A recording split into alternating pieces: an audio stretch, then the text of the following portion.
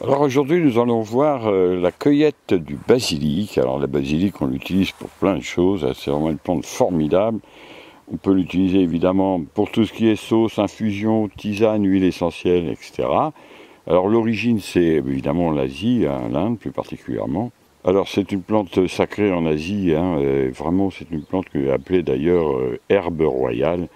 Et elle est utilisée depuis 5000 ans. Là il est très beau, il s'est bien développé. Et là, il est bon à cueillir. Alors, je rappelle qu'il faut le cueillir là, le matin. Quand il commence, il est prêt à fleurir juste un peu avant.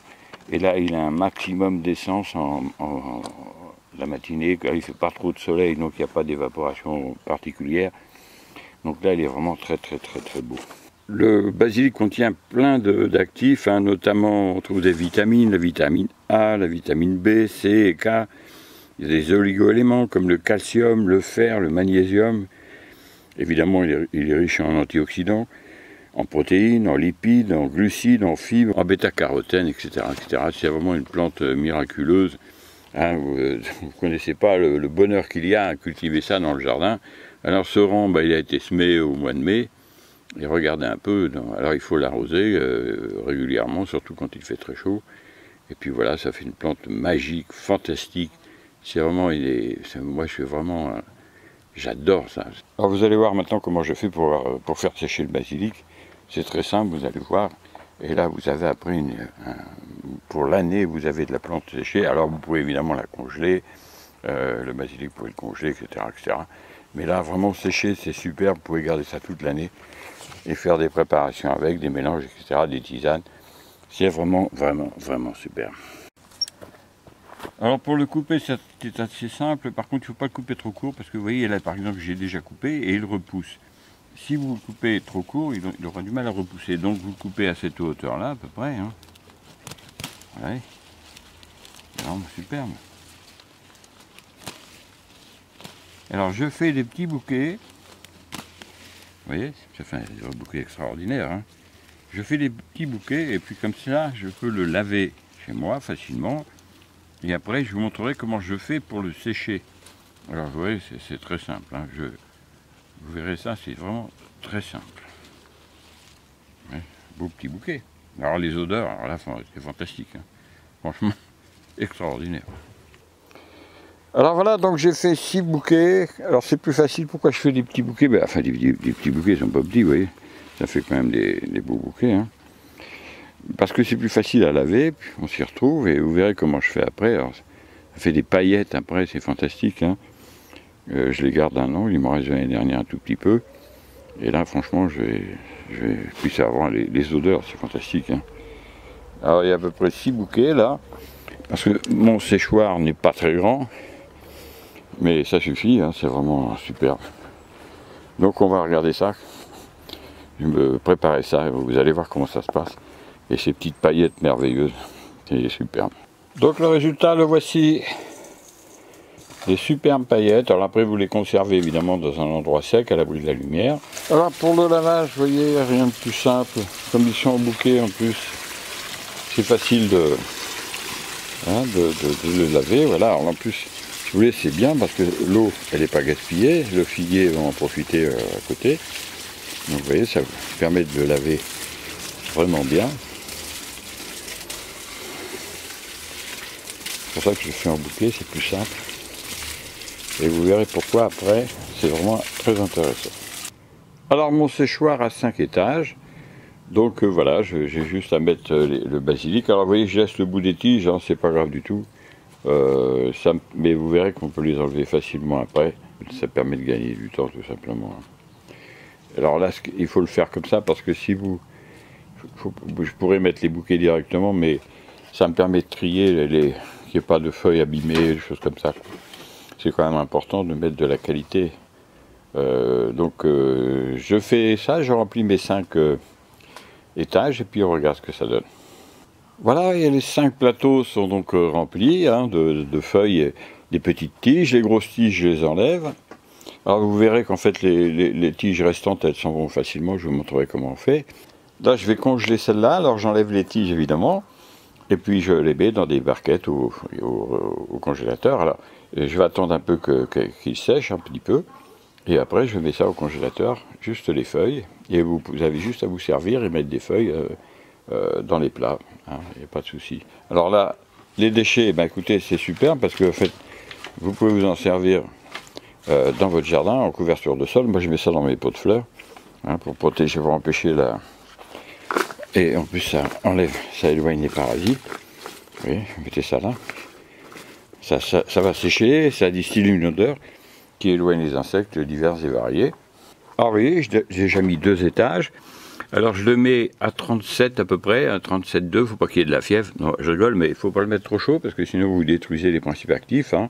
Et puis les vitamines fragiles comme la vitamine C, etc. Donc, à basse température.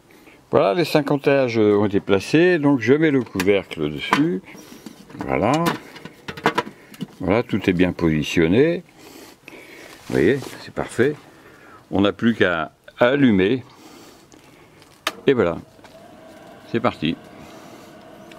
Alors c'est à basse température, donc ça va durer un petit peu plus longtemps, mais en même temps ça consomme moins d'énergie, un petit peu. Et puis on regarde ça, là il est 1h06, donc nous sommes le jeudi 28. Et on attend que ça se déshydrate. Alors voilà, elles sont sèches, vous voyez, c'est bien sec, hein, vous voyez, tout est sec. Donc qu'est-ce qu'on va faire? Eh bien je vais vous montrer comment on va faire pour les transformer en paillettes. Ça paraît aberrant et vous allez voir que c'est tout à fait simple et à la portée de tout le monde. Alors vous voyez, il est 20h ce soir, donc on a mis à peu près, donc j'ai mis à 1h de l'après-midi, il est 20h, j'ai mis 7h pour sécher, et celui du dessus est pas tout à fait sec, donc je le laisse continuer. Et donc il faut juste renverser, hein, vous voyez, elles sont bien sèches, hein, c'est vraiment très sec. Hein. Il faut que ce soit sec comme ça. Donc voilà, évidemment comme c'est à 35, entre 37 degrés à peu près, ça met du temps évidemment. Hein. Alors s'il y a une...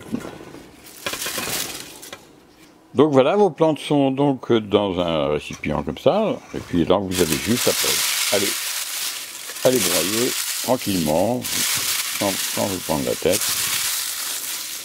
Et vous voyez déjà dans le fond, ça commence, vous voyez, dans le fond ça commence à faire des paillettes.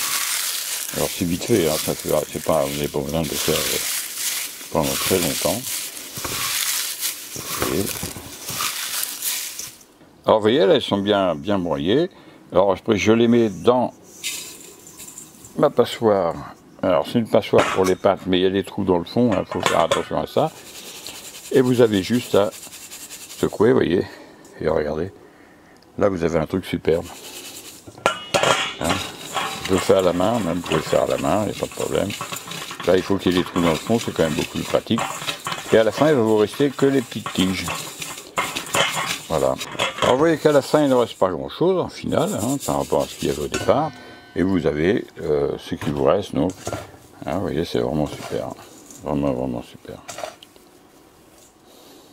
Donc, le résultat, le voici. Des superbes paillettes. Alors après vous les conservez évidemment dans un endroit sec à l'abri de la lumière. Un pot de verre par exemple dans un placard fermé ou autre chose, etc. Les pots de verre bien fermés c'est mieux quand même que les sacs en papier parce que c'est vraiment hermétique. Et puis voilà, vous voyez, c'est merveilleux. Et là vous avez des paillettes fantastiques. Hein. L'odeur est extraordinaire. Elles n'ont pas été chauffées. C'est vraiment du basilic de première qualité. On va faire des mélanges par la suite. Je vous fais voir ça, des mélanges extraordinaires. Donc voilà, l'objectif est atteint, on a des super paillettes de basilic qu'on va pouvoir mettre partout, hein, et franchement avec une qualité au niveau des principes actifs, des vitamines et des minéraux optimales, et les arômes évidemment qui sont fantastiques. Donc voilà ce qu'il faut obtenir, et là franchement après, vous allez étonner tout le monde. Alors, vous mélangez ça après avec d'autres éventuellement, je vous ferai voir les mélanges. Et puis là c'est exceptionnel. Vous voyez, j'ai obtenu 28 grammes de plantes parce que j'ai éteint le plat. Et donc vous avez 28 grammes de basilic pour 5 bouquets. Alors évidemment, vous avez plusieurs sortes de basilic. Ici, vous avez du basilic pourpre, hein, qui est un peu différent, avec des propriétés différentes. Là, il y a du basilic vert, comme celui qu'on a vu là. Et il y a plein de sortes de basilic, il y a du petit basilic, etc., etc. Donc c'est à vous de faire pour le mieux selon vos goûts, etc. Donc voilà, vous pouvez faire ça avec toutes les plantes. J'ai déjà fait la coriandre, le cerfeuil, l'estragon, etc. Je vais faire le thym, etc. Donc, et après, je vous montrerai les mélanges d'herbes de Provence à partir de mes propres plantes cultivées. Et c'est vraiment quelque chose d'extraordinaire parce que les arômes, ça n'a rien à voir. Je vous dis à bientôt pour d'autres vidéos. Au revoir.